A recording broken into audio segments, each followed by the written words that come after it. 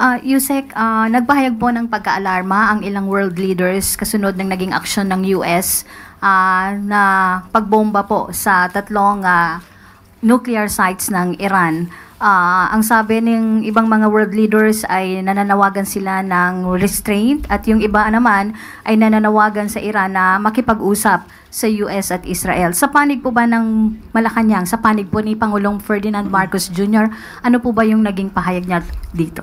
Opo, ramdam po ng Pangulo, ramdam po ng gobyerno ang alalahanin ng mga leaders ng iba't ibang bansa dahil sa umiinit at tensyon sa rehiyon. Ang panawagan din po ng Pangulo ay magkaroon po ng mapayapang pag-uusap at diplomasya para po maibsan ang lumalalang hindi pagkakasundo. Kailangan din po manindigan para sa pandaigdigang kapayapaan para maging matatag po ang global community o pandaigdigang komunidad. Yan po ang mensahe ng Pangulo.